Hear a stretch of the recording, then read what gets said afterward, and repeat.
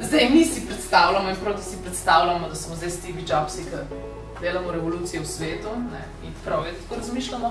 No, v resnici ste se pa zdaj že zalotili takele. Zasmejete. Skoraj vsak dan, saj na momente. In to mi je najlepši prikaz, kaj podjetništvo z mojega vidika je. In je blazno zanimiva in dobra izkušnja življenjska. In ko si enkrat v tem noter in začutiš to strast podjetništva, kreiranja, ustvarjanja, ni ti nazaj. Pazite, kaj je rekel. Najprej me vpraša, a veste, koliko mailov dobim na dan takih, ko ste jih mi poslali? Kaj mislite tako? Nič. Ampak je bistveno kaj nadaljevala. Ampak si jih zelo želim.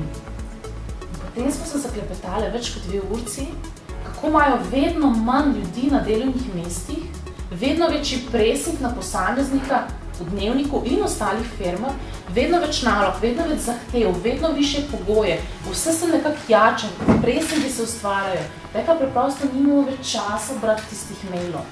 Pa ne da nočemo, pa seveda je lepše, vse zveš v človeku in potem ga dobiš, seveda je lepše, ampak nimamo več časa. Potem je ona izpostavila, da v našem prostoru smo hitro prišli na nek drug nivoj, moramo biti hitri, moramo ustvarjati, prišli smo na nek kapitalizem, pravim, ampak mislimo se, da počasno zaostajamo. Zapomnite si, da nihče ne mara nadutih pametnjakovičev.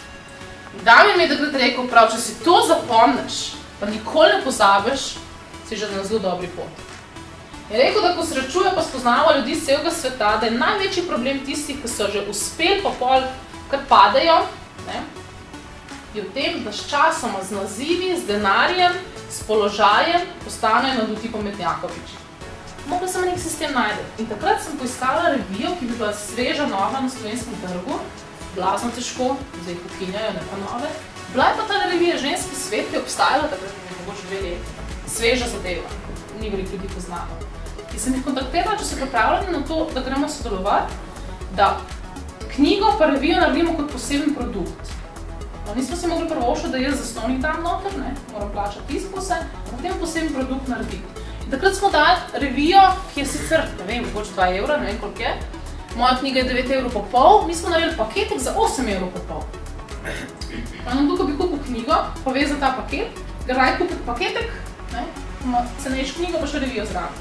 Vsem so oni videli kot lepo reklamo, ker jaz sem jih avgusta bila najbolj iskana po Googlu, po statistiki, ne, in so si iskali to knjigo in je bilo super reklama za revijo Ženski svet, ki je nova.